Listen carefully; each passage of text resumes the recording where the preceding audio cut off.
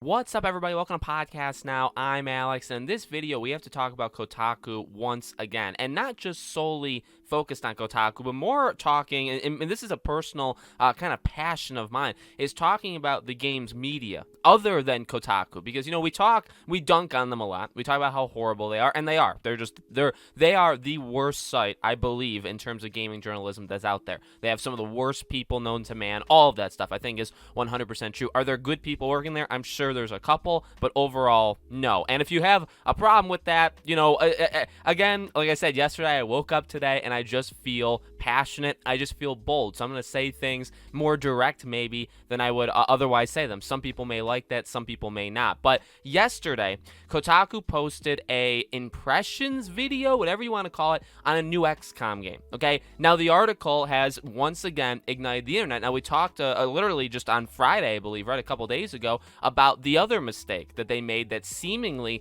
was their last straw. It was attacking a game developer, which is like you're attacking the hand that feeds you, right? That whole kind of line. That's exactly what they did. And they turned not just developers against them, but they turned other gaming journalists against them, because it's like, what are you doing? You're supposed to be nice to those people. They are the reason we're in business. So you had everybody attacking each other, which was amazing. I love to see it. It's amazing to see. This article, here's the deal with this article. It's not actually that bad in terms of what the overall purpose of the topic is. Now, I clicked on it, which was a huge mistake, and I try never to do that, by the way. Like, I'll try to get the gist, or I'll try and look at screenshots that other people have taken. I don't want to give them the click. I really don't. This one, I did click because I wanted to kind of skim through it. I don't think there was anything absolutely horrible about it. At the same time, it is a game that's, I believe, in like early access that they're heavily criticizing, heavily going after. I think it was the use of the S word in the title. And I'll show you guys the picture of the headline of the article. And I think that's what kind of set people off. But you'll see, well, there are some people in the gaming media, which I'm not going to say names because I'm frankly getting tired of them. There are some that are saying, they're like flat out just defending them and saying, well, here's the deal. Don't twist my words. When I say defending them, I mean, like, this obviously isn't the worst thing they've ever done. However, it's another opportunity to dunk on them and talk about the bad stuff that they've done. And some people still, to this day, don't get it. And I have one name in my head that I'm not going to say out loud, but it's a man, I'll say that, and he has kind of publicly defended the article and not gone after Kotaku. So I have issue to that, but everybody else has a big issue to the article's headline or to the general gist of the article. Now, here's the deal. Again, I actually don't care. Like, to be bold and to be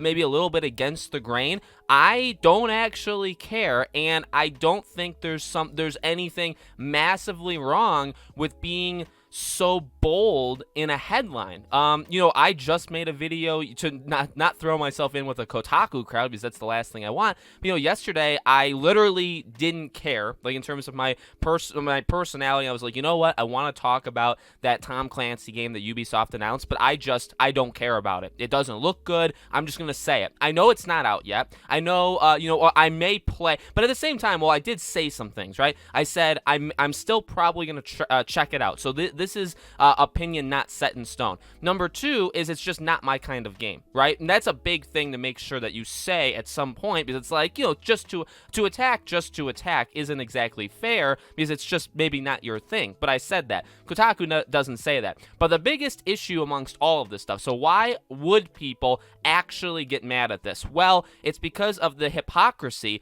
of Kotaku. Kotaku claims to be the self-righteous organization that is anti-toxic players, right? They literally, in that stupid, kind of like, we're going to do better, or here's how the industry has changed and what we're going to do about that. In that, they literally talked about, like, the bad eggs, basically like the conspiracy theorists online, like, probably, honestly, I'm one of them, that consider them, like, anti-gamers, like, they hate everybody, they're not good at their job, and they say, like, we're the dangerous ones because we spread these kind of fake things. So they claim that they're all self-righteous. They claim that they're perfect. They claim that they stand for good. Meanwhile, they do something like that. They attack game developers. They write hit pieces on Colin Moriarty, on Sophia Narwitz, on Troy Leavitt. They just write a hit piece every single week. So they are some of the most evil people in the gaming industry. They are one of the leaders of the hive mind kind of thing, right? We always talk about how everybody in the gaming industry is exactly the same. They all think the same. If you don't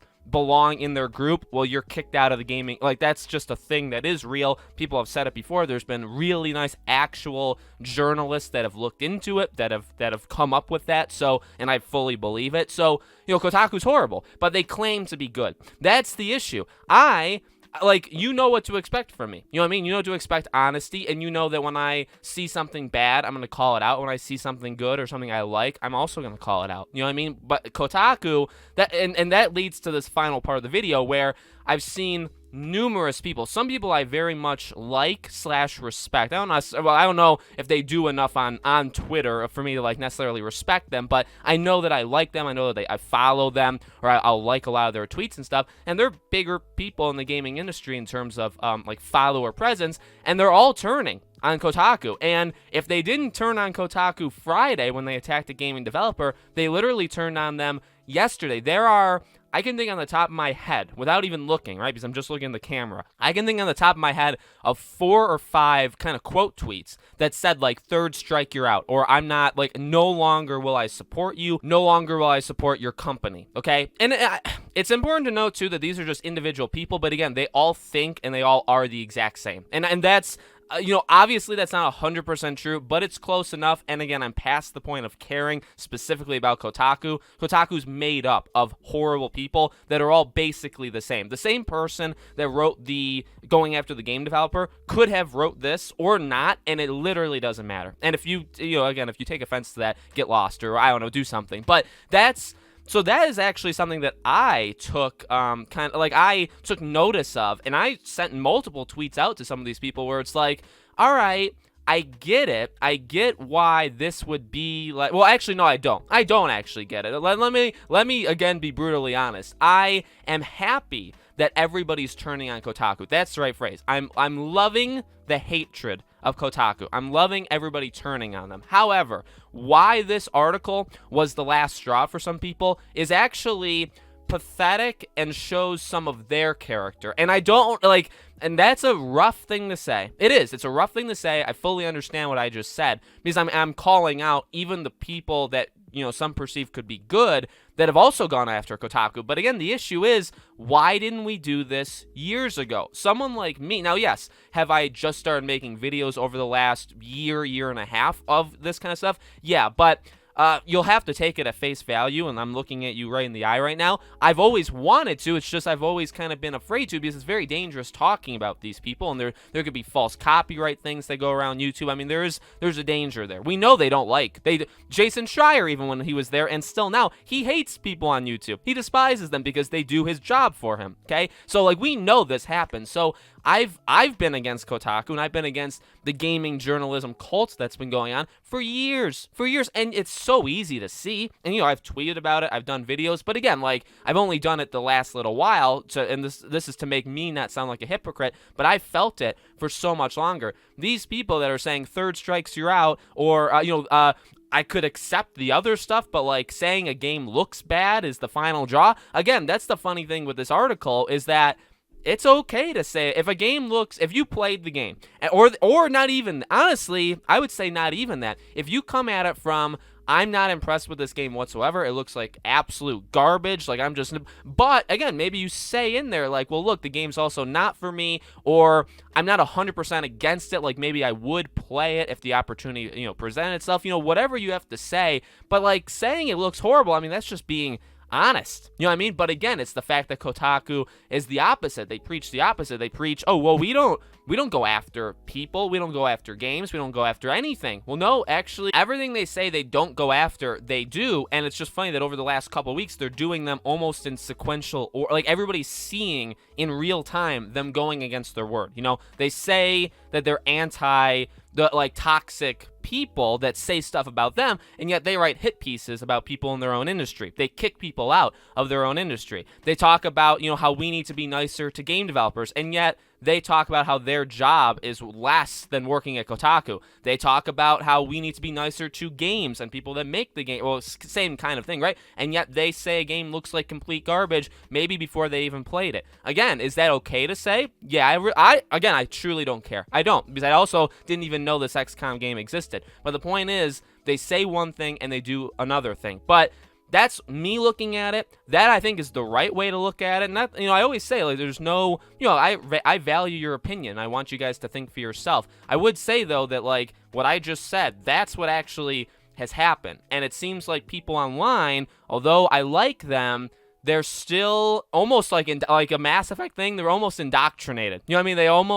almost are maybe controlled or are still part of the group that they don't, they need to break free, basically, of some sort of mind control. And I know that sounds stupid, and in a way, I actually do mean that. You know what I mean? I know a lot of that's kidding, but I really do mean that, because there are some people that I do like, but, like, this is the reason. So they had no problem with Kotaku, a publication, somebody who's an article or a website that's just supposed to write about freaking video games, okay? And they didn't have a problem with them digging up videos of Troy Leavitt, which literally doesn't matter, and they didn't even watch those videos. Okay? I actually watched those videos. There's nothing not even that wrong. There's nothing wrong about it. He's his own person. He can have his own opinions. They dug it up. Now, it wasn't just them. PC Gamer was a big pusher, IGN, all this stuff, but they dig it up. They write hit pieces on the guy, literally asking almost for him to be fired, and then he has to retire earlier than he thought he was going to. Okay?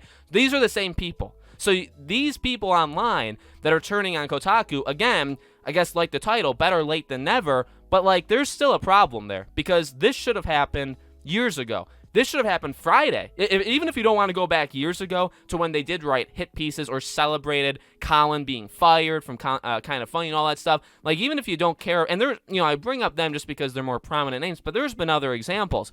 If those weren't the big things that stop people, what about Friday, when they literally went after a game developer saying that a higher up executive at a company has a easier job than somebody writing at Kotaku? Like, where was the anger there? There was, it just wasn't all the way, and obviously that was like their second strike for some reason, and this is their third. Well, what was strike one? And then did everything before that not count? You know what I mean? So it makes me mad. It makes me mad, not just at Kotaku. We know Kotaku's horrible. They're the scum of the earth, right? We know that. But it also, I think, shines a light at other people, even other people online that aren't, well, like, I don't know. It takes a real special kind of person to defend Kotaku's article right now, like the article I'm talking about, while also just not, like, condoning them for anything they've ever done. You know what I mean? That takes a special kind of idiot, because if you, again, I feel like there's a couple camps. You can think everything they've done has always been bad. You can think that this one is like a major thing that you need to call out. You can think that all of them are bad except for this one, but you still recognize that they're kind of like what I'm doing, right? Like, I recognize the horrible history that they've had, and then this one actually isn't all that bad, but for some reason it's setting people off. But fine, I actually have no problems with it, but it takes a special kind of person to say, no issue here, and I'm also going to ignore everything they've done before. I'm not going to call them out. I'm not going to say anything. I'm just going to say this article, I don't know why people are freaking out, and that's it. That's where I'm going to end my tweet or my thought, right? Those are special. Those are real special kinds of people. Okay, those are actually the most cowardly people, I think, on the face of the earth. So let me know, guys, what you think in the comments below. Obviously, this gets me very upset. This gets me very talkative. I could probably talk about this for half an hour, for 40 minutes, but I'll end it here. Let me know what you guys think. Make sure, if you haven't already, if you made it this far, that you guys are subscribed, bell icon turned on, leave a like would definitely help. I know, 2 Kotaku videos in relatively short time, but again, I think it's more than just Kotaku, and I think these are really important things that we need to talk about, especially because, let's be honest, gaming journalism is dead, and people like me, and not like I'm like the pinnacle of what YouTube can offer, but like, YouTube is the way, Twitch is the way, not gaming journalists. So we're really just watching the death of them and the rise of other people, okay? And I love to see it, and I think it's very important to talk about. So thank you for watching, and I'll see you all on the next video.